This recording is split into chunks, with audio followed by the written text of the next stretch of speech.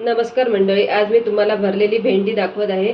त्यासाठी लागणारे इथे साहित्य 250 ग्रॅम भेंडी, 1 वाटी खवलेलं ओलं खोबरं, 2 चमचे मालवणी मसाला, 1 चमचा जिरा पावडर, 1 चमचा धणे पावडर, पाव चमचा हळद पावडर, पाव चमचा मीठ, आमचूर पावडर पाव चमचा। इथे मी घेतलेले आहे 1 मध्यम कांदा बारीक चिरून, 6 लसूण पाकळ्या, 1 हिरवी मिरची, 2 चमचे ओली कोथिंबीर बारीक कापून घेतलेली आहे।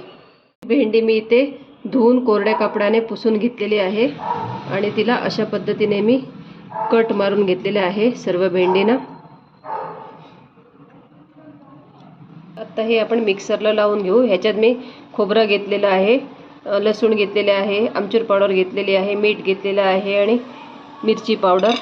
आता आपण मालवणी मसाला घेऊयात। जिरा पावडर, धणे पावडर,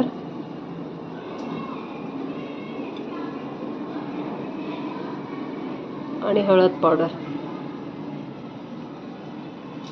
हे सर्व आपण फक्त मिक्सरला क्रश करून घ्यायचं आहे, जास्त वाटायचं नाही आहे। अशा प्रकारे मी हे जाडसरच मिक्सरला लावून घेतलेले आहे, तुम्ही पाहू शकता। आता आपण ते एका भांड्यात काढून घेऊ।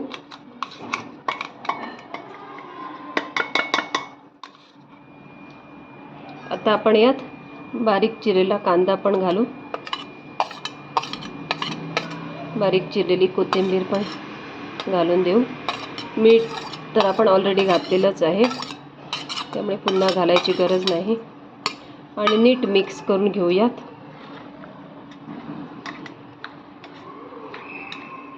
हे बघा, अशा प्रकारे मिश्रण तयार झालेलं आहे।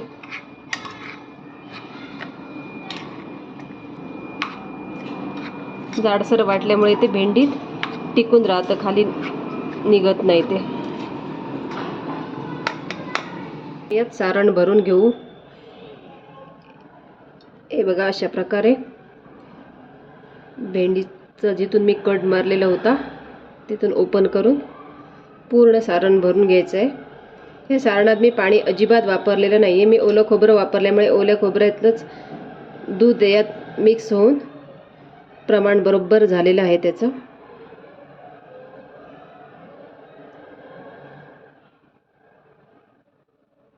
हे बघा, अशा पद्धतीने एक एक करून सर्व भेंडीत सारण भरून घेऊयात।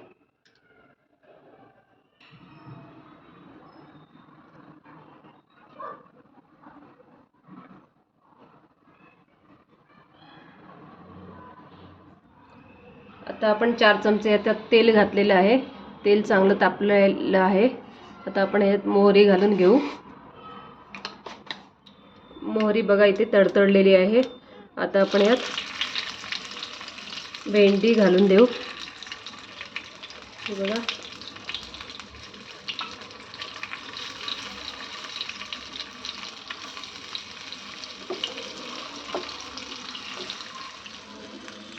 भरली भेंडी फ्राय करताना तेल थोडं जास्तच वापरावं लागतं, त्यामुळे मी 4 चमचे तेल इथे वापरलेलं आहे।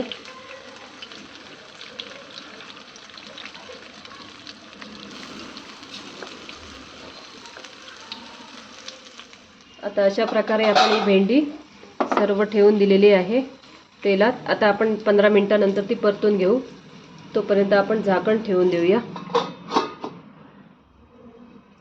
आता आपण पाहूया भेंडी शिजली आहेत की नाही ते। भेंडीचा कलर चेंज झालेला आहे, भेंडी फ्राय झालेली आहे एका साईडने। आता आपण परतून घेऊयात। हे बघा, सावकाश सावकाश चमच्याने परतून घेऊ आपण।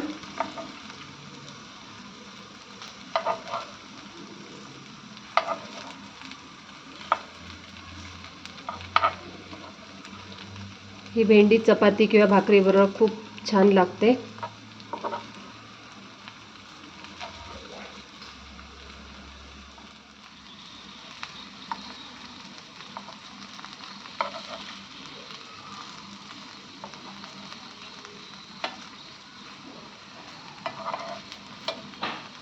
नॉनस्टिकमध्ये फ्राय केली की ती जळण्याची शक्यता कमी असते.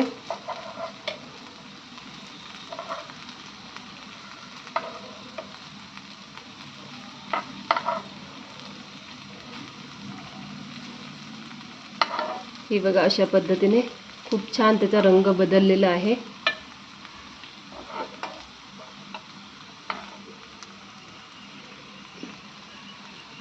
तर परतून झाल्यानंतर आपण त्याच्यावर झाकण ठेवणार नाही आहोत, ते अशीच फ्राय होऊ देणार आहोत. अजून 7 मिनटं लागतील त्याला फ्राय व्हायला.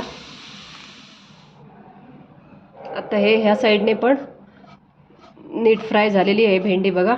आता आपण हे उरलेलं सारण पण त्याच्यावर टाकून घेऊ.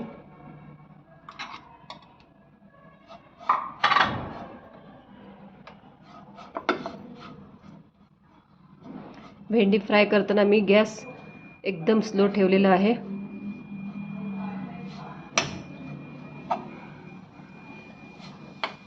हे बघा, अशा प्रकारे भरलेली भेंडी आता तयार झालेली आहे.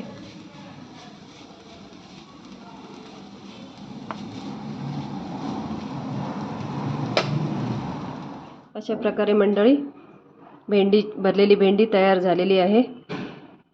आपण वरून खोबरं टाकून देऊ. रेसिपी आवडल्यास लाईक, शेअर आणि सबस्क्राईब करायला विसरू नका.